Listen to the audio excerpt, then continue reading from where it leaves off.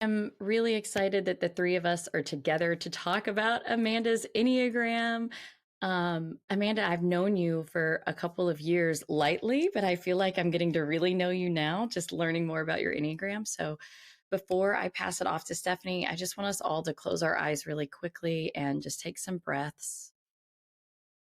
And I'm just inviting in this feeling of gratitude right now for this time that we're going to have together to dive into all that makes Amanda such a gift in the world and to allow spirit to work through me and to work through Stephanie to highlight anything that she would benefit from knowing, whether that's from her healing or her growth, anything that needs to come through. We trust that our spirit team is active and very present with us at this time. And whew, yeah, I'm ready to get started. All right, Stephanie, take it away. All right. Okay, so before we dive into your type, do you know anything about the Enneagram, or are we starting from the baseline? The only thing I knew before today was that there's numbers and very light. That's pretty much it. Okay, so let me just do a little bit of a primer so that it puts it in context. The Enneagram and the work that sort of surrounds the Enneagram, by some people's belief and work, is that it's several thousand years old, that it originated in ancient philosophies. And in fact, the little symbol in the Enneagram diagram, just go to that little page up there, and this little symbol right here is, oops, by some accounts, ancient geometry. So there's what I would consider ancient wisdom embedded within the Enneagram work.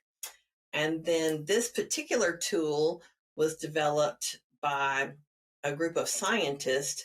So it brings modern psychology and science to this ancient wisdom. So that's why I chose to go and to be certified in this particular version of the Enneagram.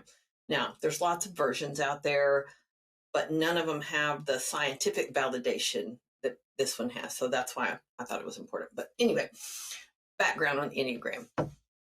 Thank you. So, That's interesting. I didn't know that. yeah. So, in this ancient wisdom, the idea was that there was a way to understand people and for people to gain an understanding of themselves that would have the capacity to lead to their own self-development and enlightenment. And so the Enneagram transgressed over time. It moved out of the philosophical circles and it moved into the spiritual realm. And for a long number of years, hundreds of years, it lived in the cloistered communities of monks and nuns, primarily in the Catholic tradition. But it was not shared with the common man because they didn't think that the common man had the intellect to deal with all that the Enneagram had to offer. Of course, in that time also, it was mostly a verbal tradition. And so people were assessed in conversation and through verbal conversation. So, and as it progressed, it was actually in the 1960s, 70s, it started to kind of get leaked out of those cloistered communities and into more of the mainstream. And it was actually in the late 60s and 70s when it became more popular, and there were a number of psychologists who then began to use the Enneagram and to bring that work out into what we would think of as modern psychology. So that sort of just gives you the context. I will say that I've been working with the Enneagram now for several years. I've known about it for a number of years. And it just continues to bring more depth and more value. The more I work with it, the more value I get from it. So I hope that's true for you also. Me too. Okay, so let's start by talking about how you resonated. So you resonated with a type 7, what we call the enthusiastic visionary. So she's smiling. Must feel, did it feel true? Yes. So that's one of the things my husband always tells me. He's like, Amanda is the miracle manifester, the visionary. She has all the ideas in her head. And then my husband puts the plan forth to bring that vision to life. So, yes. So perfect. Hit you right on. Good.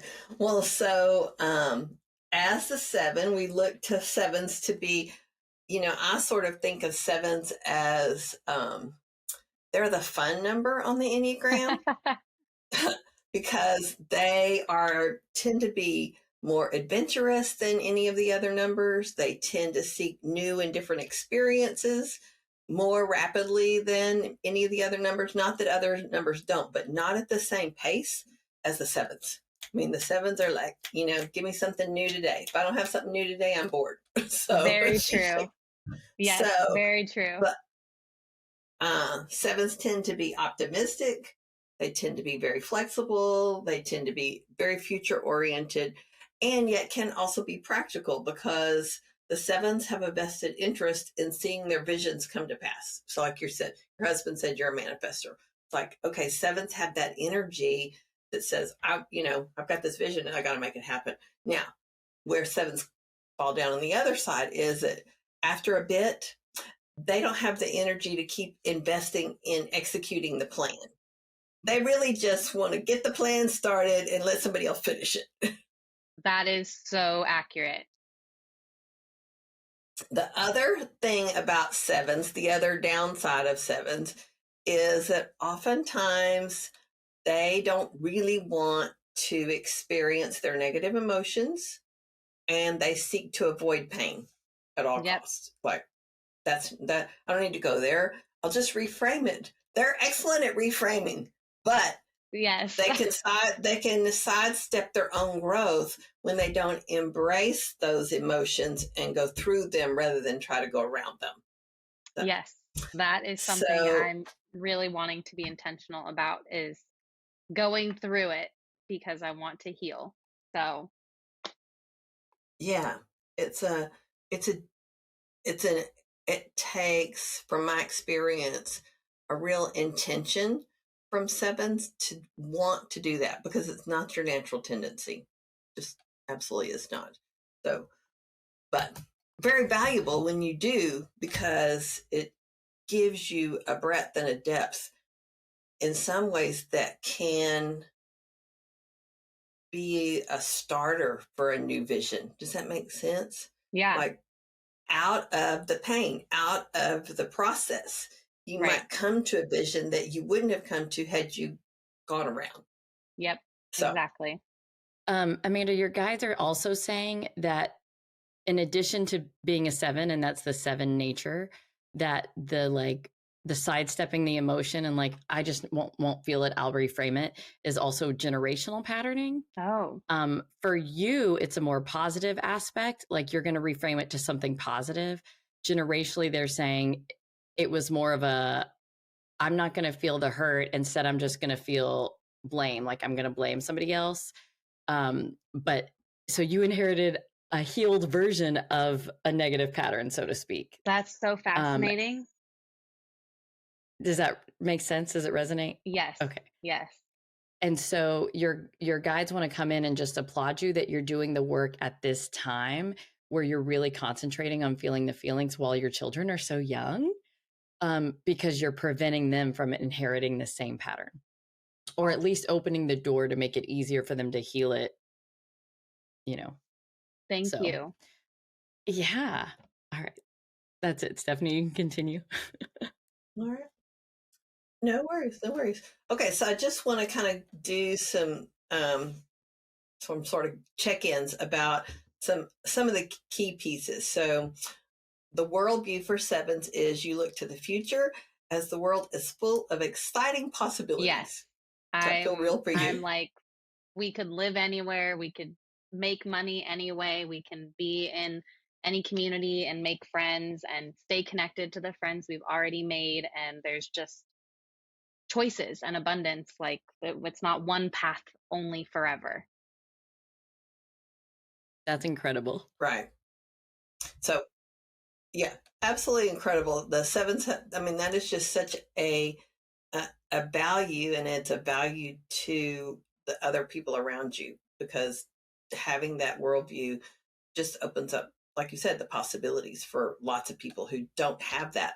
And this is what is true for all numbers, is that we often get in the thinking pattern of that the way we see the world is the way other people see the world. And we assume, sevens assume, because you see all the possibilities, surely other people do too. And that's not necessarily the case. So sometimes the value is to think about, okay, how can I bring this view? How can I bring this set of perspectives to other people? Yeah. So that's just I would say that that's something that I do question, like, how do other people not see this? So, yeah. Um, and the next sort of key thing there is focus of attention. And of course, sevens are going to always be focused on what energizes them, what excites them, what seems like fun to them,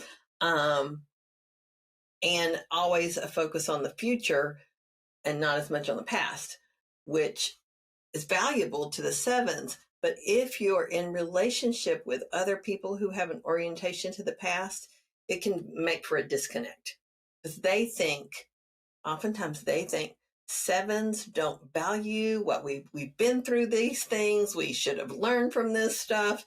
And sevens are like, yep, moving on. And so there can be a disconnect with those types that have more of an orientation towards the past. interesting. So just something to kind of think about. The core fear for sevens is being limited and restricted, not living a full life. And as we talked about, they want to avoid discomfort and pain. Yes. So, yeah. And so sometimes what's the value of knowing your core fear is because sometimes we are acting out of that core fear because it's so subliminal. It's so that we don't realize that that's where we're from. So it's like, that's just being mindful. Oh, this is what's driving me. So let me see if this is real or not real. So just to think about that. And then the self-talk is always going to be, for most sevens, about how do I experience joy? How do I experience fulfillment? And I have to have freedom. Sevens do not like to feel like they're boxed in. Yes. They just don't. They do. Sevens will, let's say, they'll put up with structure. It's not their nature, but that to the extent that they feel like, oh, I have to have structure to accomplish my vision, that's enough. But there has to be freedom within that. Like you just said, I could live anywhere. I can work anywhere. That's a freedom. That's a call for freedom. And I always say, like, why do I have to choose? I want the cookie and the cake. I can have both. I'm not going to be limited to only one. Like, I apply that in all of my life. Yeah. So that sort of gets to the vice, which the vice for seven is called gluttony. Now, most people think about gluttony about people who overeat, but the truth is it's bigger than that. Gluttony for sevens is about experiences. I got to have this and I got to have that and I got to have some more. And I do this one thing and then that's not enough and I got to do something else. So always looking for more. Yep. So sometimes the satisfaction for seven is an elusive thing. Being willing to be satisfied. Yep. So with you being a seven, it's a very loving word of caution from your guides. They're saying, I forget, I know you have a boy and a girl and one's older, one's younger. The younger child. Yes. My daughter. She can easily feel like dragged around. Like the seven energy can kind of exhaust her a little bit. And so it's not anything that you necessarily need to fix. It's just something that you can be aware of for, like, okay, maybe I'm going to leave her home for this one adventure. Or like, it's like, she wants to pick and choose which of your adventures she wants to go on. And she wants to feel like she's at choice and not she's not like along for the Amanda show, which is not what you're doing. But they're bringing that up as just something to be mindful of. Yeah, I can see that with her. She definitely doesn't seem as social as our son, and so that resonates. Awesome. I'm just looking at your report, and on page 8, we talk about the strengths and positive qualities. You move towards people and connection, positive tone and approach. You're quick to synthesize things and make connections with folks that's not necessarily obvious to other people, but it is obvious to sevens. Sevens can be resistant to conventionality and rules, which we already talked about, because they have such a strong need for that freedom. It's so you project the attitude you can do anything. You believe you deserve the best and will pursue the good in things in life. You treat people as equals and judge them on their merits. And your social charm is always enables you to be effective as a leader or as a group member. I will say that in the United States, we are what's called a 3-7-8 culture. So that 3s are competitive achievers, 7s active vision, enthusiastic visionaries, 8s active controllers. So we value those 3 types over others in this country, because that's sort of, if you think about the sort of the personality of the Americas, it's very, new things, push forward, we were built on go west, go build this country, that's all very 7 energy, and then 8, get it done, and then we're going to be the best in the world. That's a 3 energy. So that the culture reinforces you as a 7, but what you have to be mindful of is, okay, have I gone too far to the extreme? Have I, just something to think about. So, and then when we look at the challenges for 7, staying focused on one thing can be a challenge. The need for stimulation and excitement, can sort of put you on a path for self-indulgence or excess, which we just talked about, gluttony.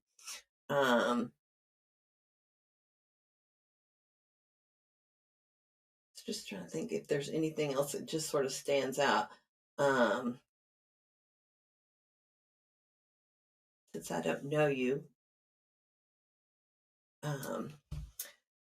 Again, I think it's just the whole situation with type 7s is to notice their tendency to be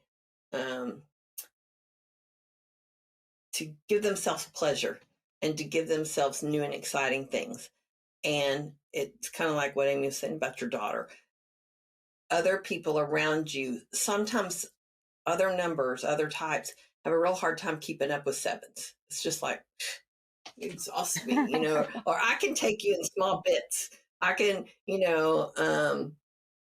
great, love to spend the weekend with you, and I got to go home on Sunday night because I got to rest, or whatever. So just knowing that can give you insight as to how you show up with other people. What are the strengths you bring, but then also what are some things that you might just want to be mindful about so that as you interact with others. Okay, so let's talk about some elements of the Enneagram that some sort of further refinements, because that's kind of your base. But then in our work, there's what's called subtypes and instincts. And the 3 subtypes are self-preservation, one-to-one, and social. And you are considered a one-to-one subtype. So the one-to-one subtype are those people who will focus on those one-to-one relationships, just like it sounds. So your currency is always going to be in that relationship energy. That's where you're going to thrive. That's what you look for. That's the way you want to interact in the world.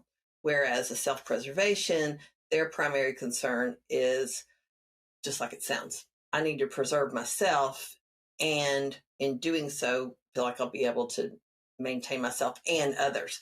So their whole orientation. And the truth is, every type, all the 9 types, have each of the 3 subtypes.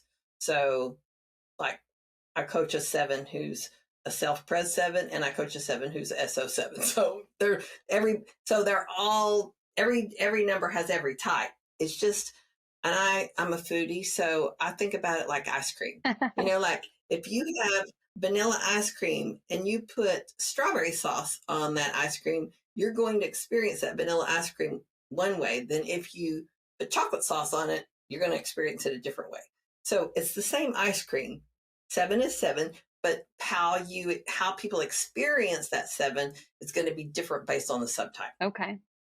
So, okay. I don't know if that's a good metaphor, but it makes sense to me. So, I mean, I love ice cream, and that made sense to me. So, yeah. So people will experience you, and you will get your energy again from those one-to-one relationships. Amanda, do you have any questions about the 7 before? Well, I think one of the things I was thinking as you were sharing was, does your enneagram change as you age, or is that something that, like, you're born a 7, you're always a 7? So there's different conversations in the community and in the work. Most folks in the Enneagram work believe that your Enneagram, you come in with kind of a thrownness. You come in with an orientation, and then that orientation is either nurtured and you develop fully into that orientation, or you try to override it. But either way, pretty much by early childhood, your Enneagram is set, and then you just are acting it. You continue to be whatever you are the rest of your life. Now, how aware of it you are may come and go. And you may, in lots of people, I find that sometimes, depending upon their parent, and Amy was saying, from her channeling, that you came in with a healthy side of the reframing. For lots of people, if they're in unhealthy environments, they may get squashed. They may be tried to be forced into another pattern, into a different way of being. And I've had people who, when they take the assessment, they go, oh, this is who I've always thought I was, but like I've been acting this other way because this is the way I was told I needed to be.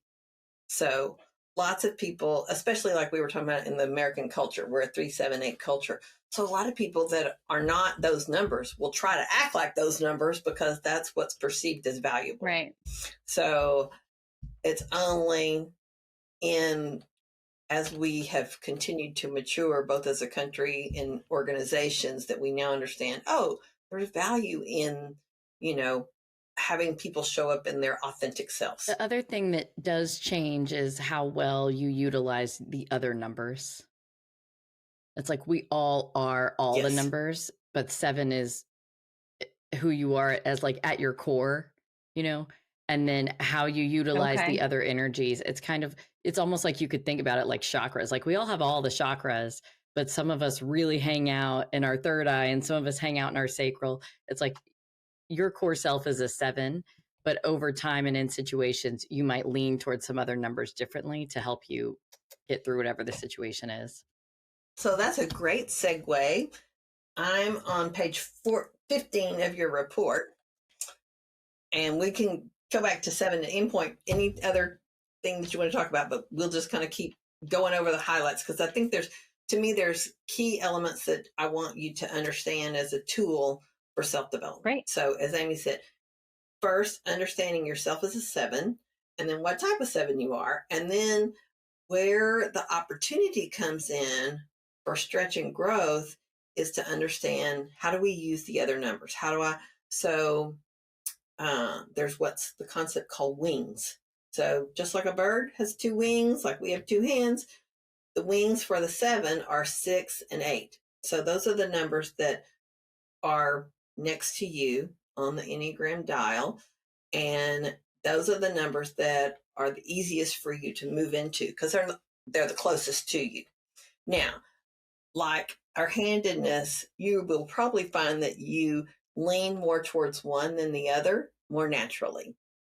But the opportunity is to utilize those wings when your thing's not working. You know, like the thing I usually do is not quite getting me there. Or like in the case of your daughter, what Amy was saying, where you would want to lean into for her is in towards that 6. Okay. Because the 6 is the stable person. That's The the loyal skeptic. That's such a weird title. The loyal skeptic, yes. But they're all about stability. They're all about safety. They're all about they're risk averse. So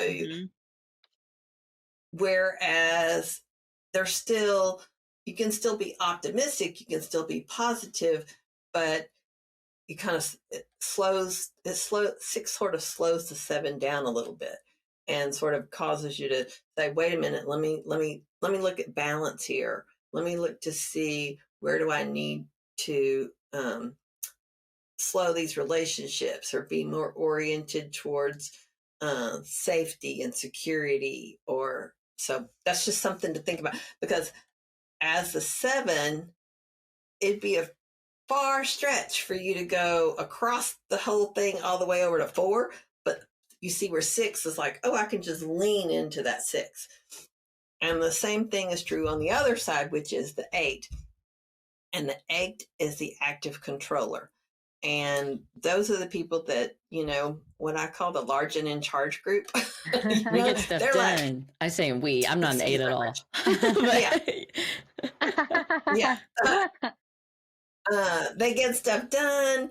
They're large and in charge. They sort of don't care who they offend on the way to their achievements, because, you know, that's sort of, so in some cases, you know, and there's value in that 8 energy. There's value in that, like, I'm going to get things done. You know, I'm telling you, if I was in a fire, I'd want an 8 because they're going to know what to do and they're going to get the, you know what I mean? Yep. So there's some places where that 8 really has value. And so sometimes when a 7, so a couple of things can happen. One is I've gone out here and I've created this, you know, cafeteria of all these experiences, and I've got all these things to do, and I've got all these ideas.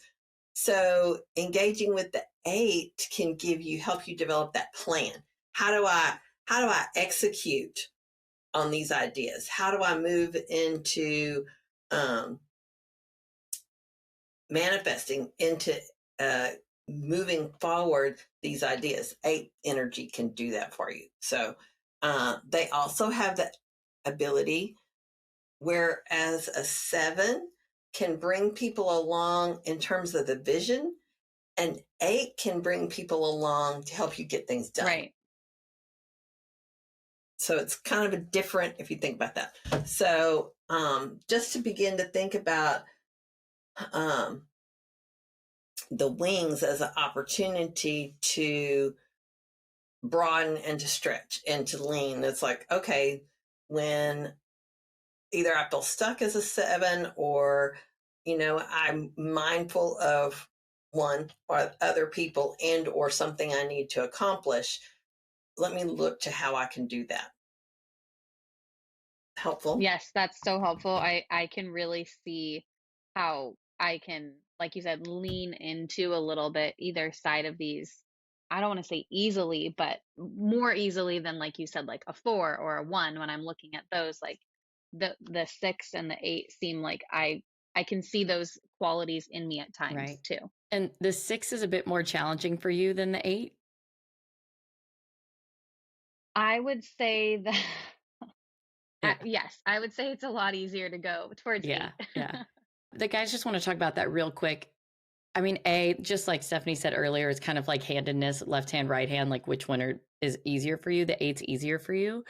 And it's an interesting dynamic in your marriage is what they're saying, is like, when is it that husband's gonna take action and when is it that you're gonna be the 8? Because husband's so attracted to your 7, like so attracted. And then the 8 is like, demasculating would be too strong of a word. Like, it's not like it's demasculating, but it's like a little bit of a put off. Like maybe he feels a little bit lost or something. So it doesn't mean that you don't need it, because you do need the 8, but that's one of the dynamics to be aware of. And what they want to say about the 6 for you is they want to confirm what Stephanie said earlier about how the 6 might be more helpful when if you get the sense that your daughter is feeling like dragged along. And here's what's happening that I see so clearly. It's like, when you have a vision, you're having a vision of your whole family. And it's like, we're doing this, and you're seeing the whole family. And a lot of the time she's right there with you and she's in the vision and it's like, yeah, mom, let's go. But some of the time it's like, no, that's your vision and I'm back here. like she kind of wishes she could opt out. And so what your guides are saying is, when you lean into that 6, that's going to give you kind of the slowdown and the time to have the mental process of, is everybody really on board, or have I just envisioned this and I'm envisioning it, but no one else is really with me, if that makes sense. Yeah. Yeah. I feel like I just said everything that we already said, but yeah. No. So I was going to say that one of the things that my husband says sometimes is like, you're being too nitpicky, or like, just let me do this. I have the plan. Something like that, right? So what you said about leaning into the 8, sometimes it is a challenge, because then it's like stepping on toes. And so I see that in our marriage. And then I think, yeah, our daughter is just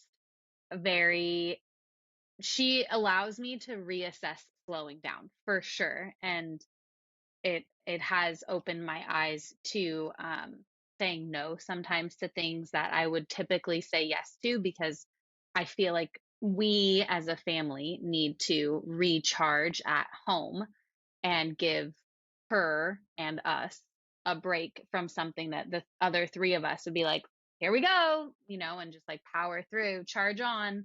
But with her energy, I can see how it causes an awareness in our family dynamics to be a little different, which is That's good. so beautiful that you're so on top of it.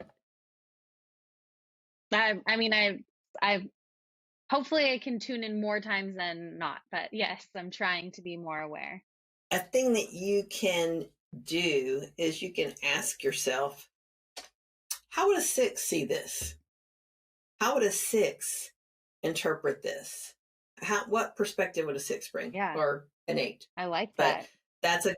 that's kind of a clue, like, oh, let me just pause a minute. And this is a way, because 7s are excellent at reframing. We've already said that. So you just reframe it and think about, okay, how could I view this as a 6, a person who's interested in stability and safety and, is more risk averse. Right. The guides want to add one more thing about your daughter, and then we're going to move on.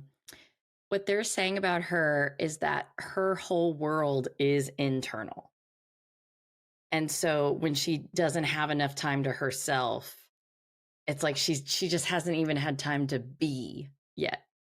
Because all of that is like, okay, it's fun and it's great and she appreciates it, but it's almost like she's outside of her body when she has too much social. She's a very internal, she loves it inside, like, get into my clamshell. I got this whole world inside my clamshell. She loves it in there. And so that just might be a helpful framing for you, because it is also like, we're going to exhaust her and overstimulate her. That all of that is true. But it's also like, okay, what I love is to do the vision and do the next thing. But what she loves is to go into her world, which her world exists inside of herself. And that makes so much sense. How old is she? She's 2. Oh, she's so little. I was thinking she's like 4. But yeah, she's a very internal. She's 2. Our son is 4. Okay. All right. So one of the other key elements that I want to share with you is a long way down your report on page 23. And this is where that sort of ancient geometry comes in.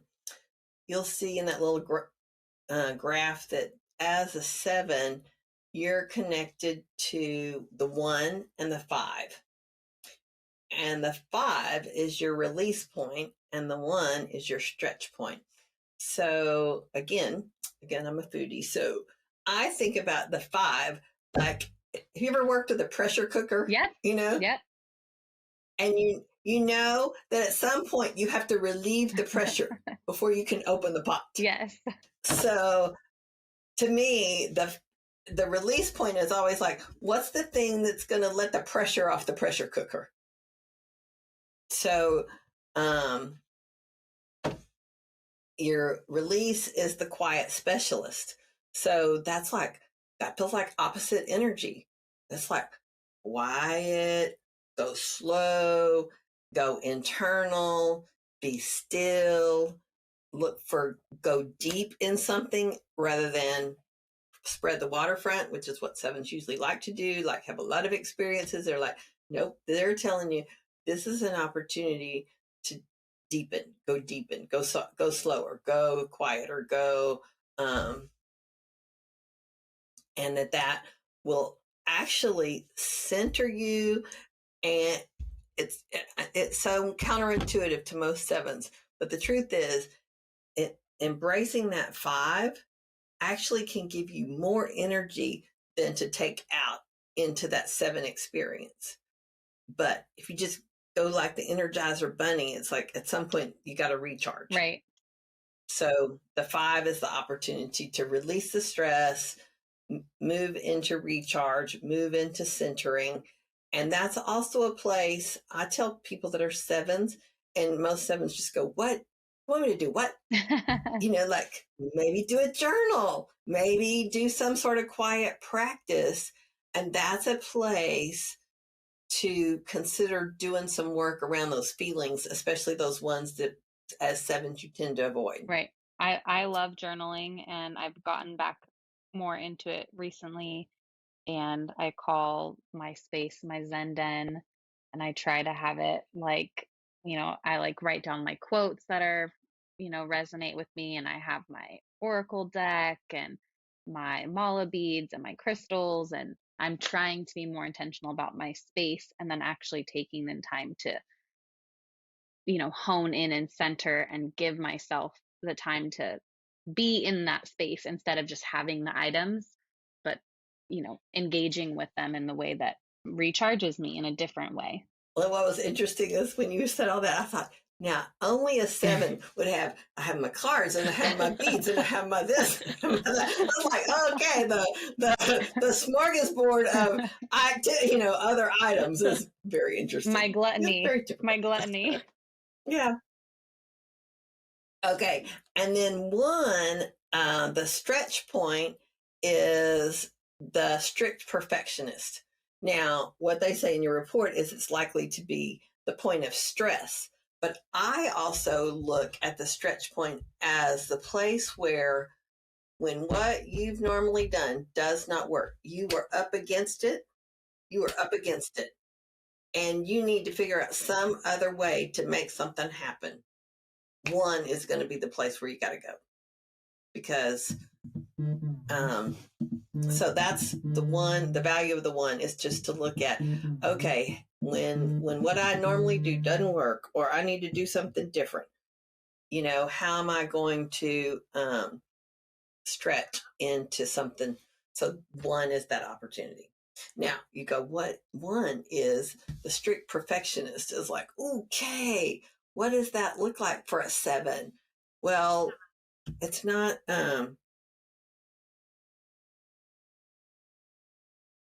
it's about control. It's about self-restraint.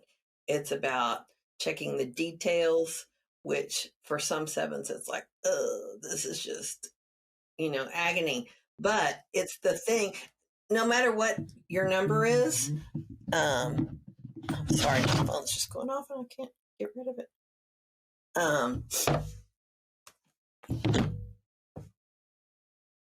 For all numbers, whatever is their stretch point, Amy will tell you her stretch point is it's like, this is pulling teeth. But it is the thing that can help you over the hump when like when you're just reaching up to a hard spot.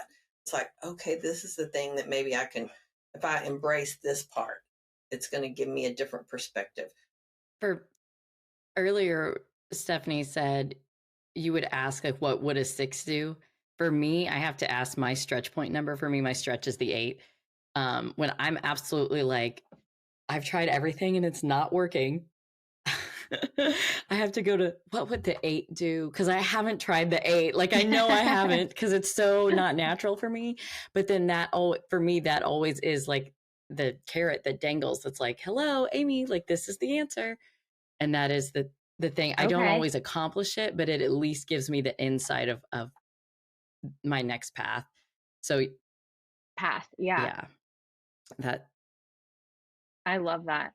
Okay, so we've hit the major points. Type 7, subtype 1-to-1 relationships, the wings 6 and 8, stretch and release lines 5 and 1. So now let's talk about what questions you have. What's something you're working on that you think, how could I look at this through the Enneagram lens? What would be helpful? I'm just like, there's so many things you shared that were so just eye-opening for me. I think one of the things just from what we just talked about was, how do I like stay on a path with my ideas when I feel overwhelmed with my ideas, right? Like I have my like brainstorm, of all the things. And then to stay on a path is very challenging for me. And then I get overwhelmed and I have my sticky notes and I have my notebook with all my ideas. And then I'm just like overwhelmed and feel like the vessel is, like you said, overflowing without like, what do I do? Right. So I would say 2 things. I would say use that quiet time to help create that focus, use that 5, that release point, that deep, quiet focus, and then connect that with your 8 energy. Okay. Because that active controller, those folks, they're like the get it done kind of folks. So they almost can sometimes have hyper focus on the accomplishment. So those 2 things might help you if you think about, okay, I've got this whole range of things, which is great. 7s are visionary. I keep having the visions, but it's like, okay, what's mine to do right now? Ask that question. What's mine to do right now? Okay. In that deep contemplation period, what's up for me? And then how do I enact it? What's my action steps? Because you also read active controller as action. So that's the action part. Okay. So combining those 2 perspectives with the vision that you have. Well, here's what Spirit wants to say about that. What Spirit says is that 7s are so visionary that they move faster than the speed of manifestation. Whereas other numbers can't keep up with their manifestation, and they don't even realize that they've manifested stuff because they're not in touch with their vision and the way the manifestation process works the same way. So the opportunity for you is to decide, go into either the 6 or the 8, but to decide which of these visions do I want to enact. Or to say, I have so many good ideas.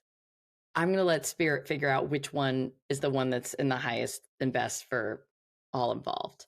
And your guides want to be very clear that it's always both. It's always I'm deciding and Spirit. But when it comes to, I have so many ideas and so many visions, and like we could have them all, that it's okay to choose between what do I want to create and then what do I want to see if it will just be made manifest while I sleep. Like, it's okay to decide Okay. these are the ones I really want to take action towards.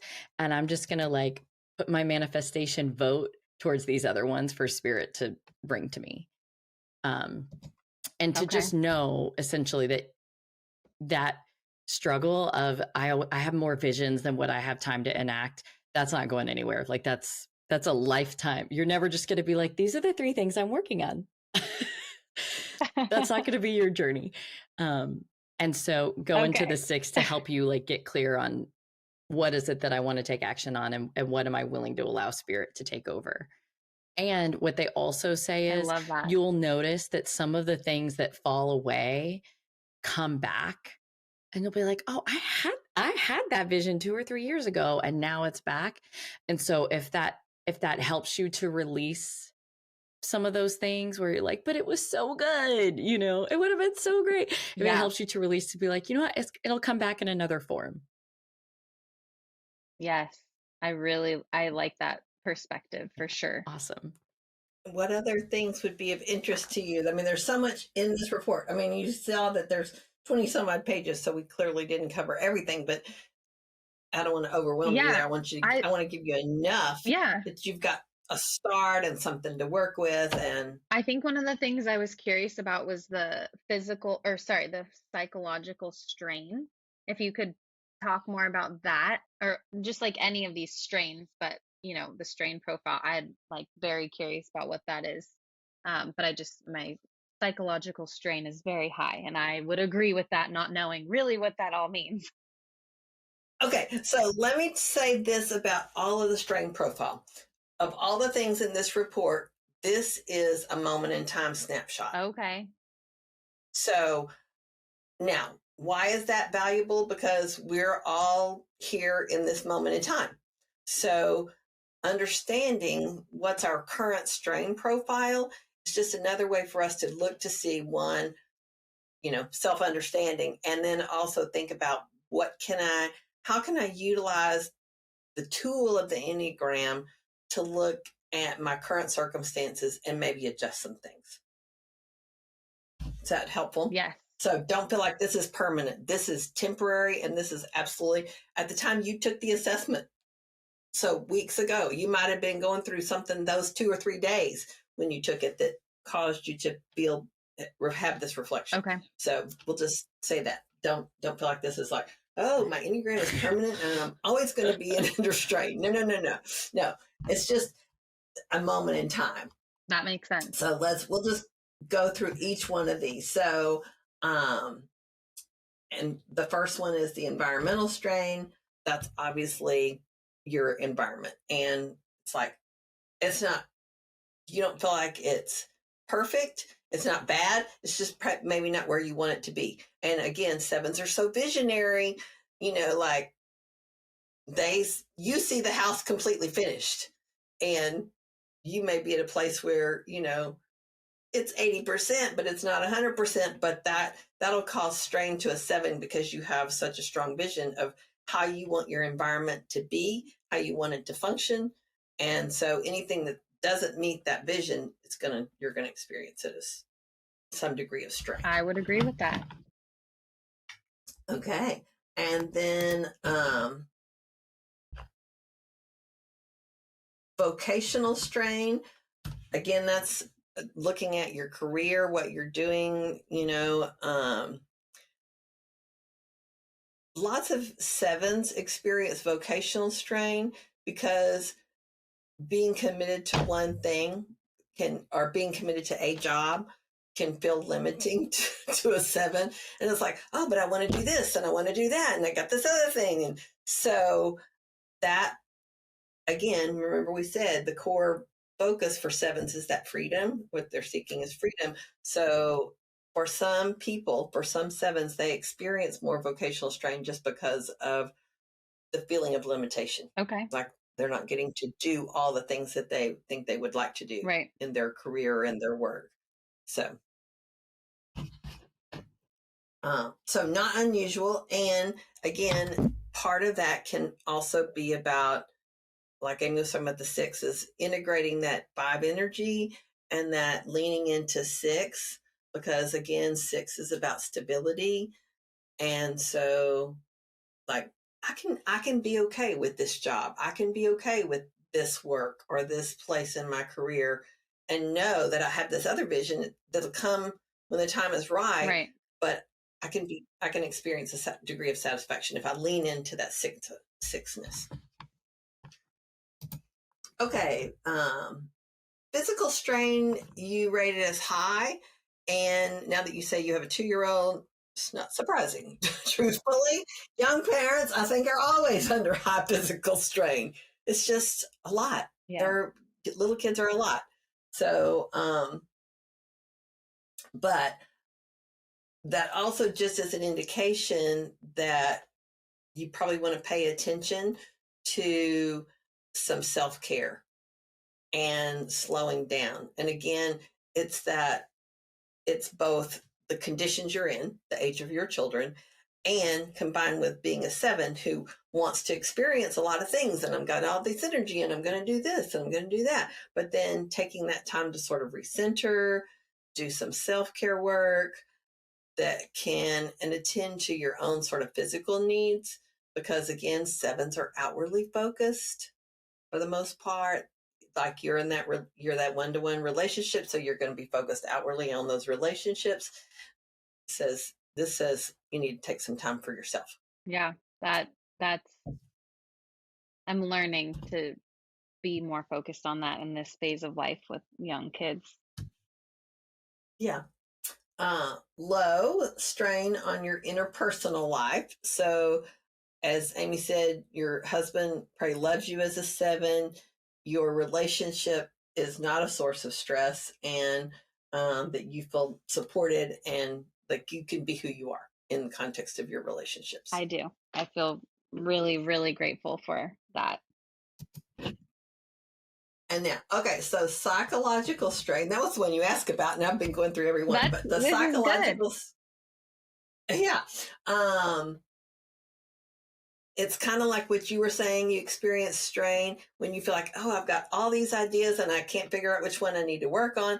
That's the psychological strain. That's the like, oh my gosh, I've got more ideas than I got time to do with. And I've got this, and I got that, and I got this other vision. So in looking at that, it's counterintuitive because 7s feel so strongly attached to their visions and that creative process. Mm-hmm. But it can, like, I can spin 1,000 ideas, but then how am I going to get them done? And the not getting them done causes me to have strain that, oh, I'm not achieving what I believe is my vision. So it's that's where you kind of get sort of, I had an image of a gerbil on a wheel, or a hamster on a wheel. Yes. It's like, I can run fast. Okay, let me run faster. No, it's like, okay, at some point you got to stop, get off the wheel, take a little time out, and then refocus and set some priorities.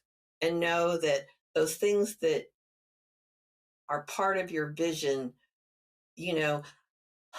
I tell 7s a lot. I don't what your thoughts are, but I tell 7, maybe you just need to affirm divine timing.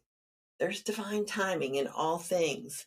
And let me just move into a place of surrender, peacefulness, and know that my visions, I can hold on to them and they will come in divine timing. Yep.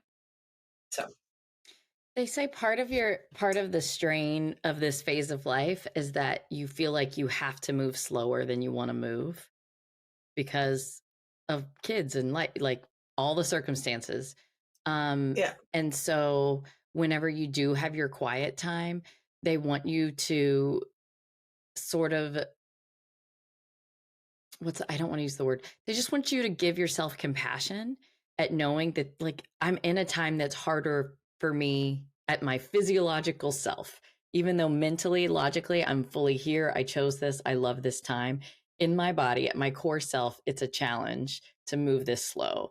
And so to just give yourself extra compassion, like they say, if you could just start every session where you go to your Zen den, just be like, I'm starting this by sending myself compassion.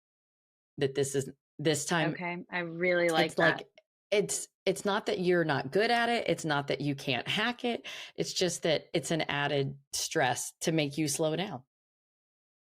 And so Yeah. just be like, I'm starting this time by giving myself compassion because I am being forced to do something that is not natural for me.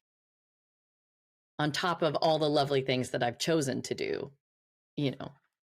Yes. They say Yes. that practice is going to help you, and they want you when you're imagining that this compassion, they want you to sort of imagine as if you're your own great grandmother, and it's like your great grandmother's going to step into the room. This is so I've never had this come through for a compassion exercise, but your great grandmother's going to step into the room and kind of pick you up like you're like a 3-year-old and like kind of toss you up in the air and be like, oh, it's so nice to see you, and like sort of celebrate that you're with yourself. And but they want you to be your great grandmother's self because that's like we can feel unconditional love better when we imagine an ancestor than when we're imagining ourselves. But it's like if you could delight in yourself, and here I am, I'm with myself, and I'm just having compassion for this journey of life. And the other reason why the great grandmother figure is handier than just like a mirror is because from that perspective, you can see that this is all temporary, that this is one phase of life. And so imagine that your great grandmother's going to come in, she's going to pick you up and sort of swing you around. And then we're just going to hold and squeeze and nuzzle and just be at like, yes, honey, this is a time and you're doing so great. And you're like, it's so good, but also it's a time and let me just hold you. And it doesn't have to be like I'm a mess and I need to cry and life is hard. It could genuinely be a joyful thing, but just having that sort of energy of somebody that has this broad perspective of time that is so cherishing of all that's great about you, and at the same time is holding, and this time is challenging. So just imagine that figure comes in to help you with the self-compassion. They say is a handy thing for you. I've never had a great grandmother archetype come through in a compassion exercise, so I like that homework. That's cool. That was really beautiful. Yeah. Thank you. Well, I'm thinking this sort of, to me, like the next step in your exercise is like, okay, do that, be compassionate. And then when we're looking at this happiness thing that says, oh, you got a low level of happiness, it's like, well, not surprising. Sevens always are looking at the future. They're always looking at what else can I accomplish? Where else do we need to be? Oh, so it's hard to have a recognition that what brings me joy, what gives me happiness, because happiness is not in the future, which is where sevens want to live. Yeah. But happiness is in the moment, it's in the day. So that's a thing you might think about adding to your journal. Write 3 things down every day that make you happy. Yep. Today, what made me happy today? Not what's going to make me happy next week or next month, but what made me happy today. Right. So, because again, that 7 energy is so future focused, it's so visionary, which is great, but it sometimes can make it hard for sevens to experience happiness because they're fixated on what's coming next. Yep. Is that helpful about the strain profile? That was all so enlightening, and I feel like gives me a lot to think about and lots of value. And yes, thank you so much. Good.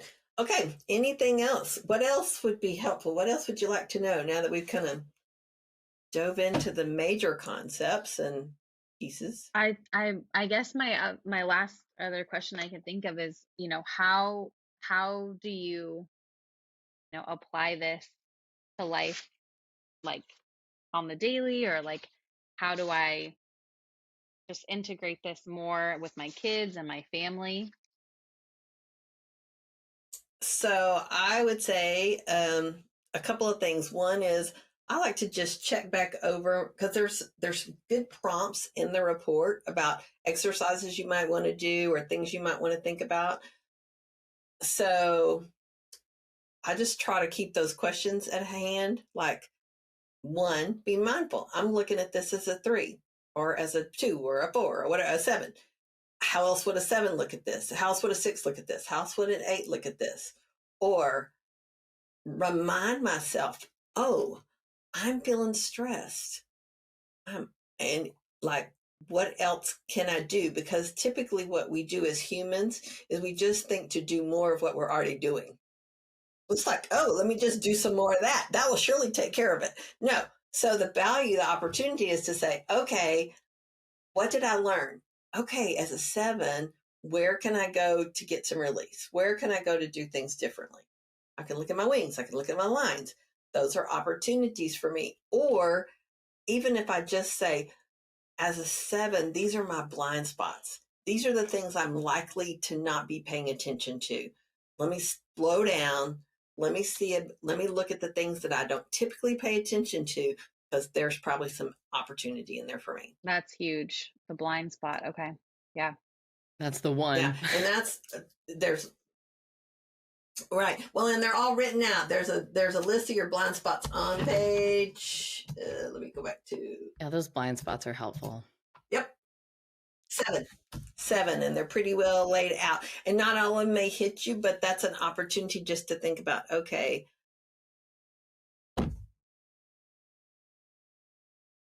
Yeah. So that's where I'd say start there. Dive, read back over this again, sort of make any notes. Amy knows how to get a hold of me. You can text me or email me and say, hey, I came up with this, or this popped in. So yeah, feel free to reach back. Thank you so much. So I'm going to have the guides walk us out. But before I do that, I just want to kind of say again, the value is that it's like the fish discovering water. When I learned about my Enneagram number, the first thing I thought was, well, duh. Like, of course that's me. And the second thing I thought was, this is my whole life. Like, my whole life is sort of consumed by this. I'm always solving for this. And so realizing that I'm on one hand, I'm always going to solve for my number. But on the other hand, if I could welcome in some other energies, I would actually accomplish what I'm getting at better. And so it's just like, it's literally understanding the air that you breathe. You breathe vision and adventure and abundance and optimism. And all of those are wonderful things. And so it's just knowing, but not everybody else can keep up. And I have more visions than can manifest in the time that I would like to allow. And just knowing that those dreams are always going to come back for you, the ones that don't manifest, like right here and now. And what the guides really want to also, we've had this discussion before, but your family was so carefully chosen. All families are carefully chosen, but your family was so carefully chosen. And you came in to support one another and help one another heal and blossom. Some families, it's like, we had to needle each other. We had to do that. But yours, so carefully chosen to help one another heal. And so to just know that anything that, if you go back and listen to this and we're all like, slow down because your daughter's feeling left out, don't take that on as like, it's not that. It's coming in at an ideal time for you because you already knew that and you were already on top of it. And so they're just affirming that you already know and you're already living this. And this just helps you have another lens and another vocabulary to do what you've already been doing. Okay. And so I'm just going to close my eyes gently because I just want to feel this moment of gratitude. And we're inviting in all of Amanda's spirit team, ancestors, guides, ascended masters, everyone that is here, angels. And we're just going to take a brief moment and collectively send love and pure source energy to Amanda. And we honor the 7, that spark of creativity and abundance and optimism.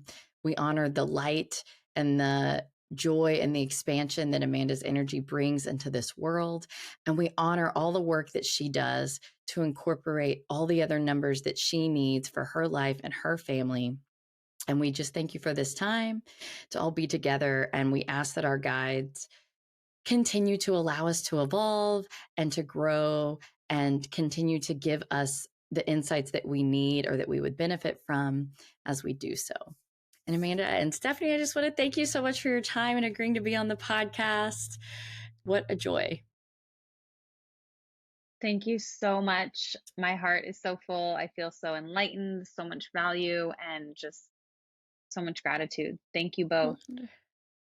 Well, it's great to meet you and great to get to know you. And we will wish you well on your journeys. All right. Thanks, everyone.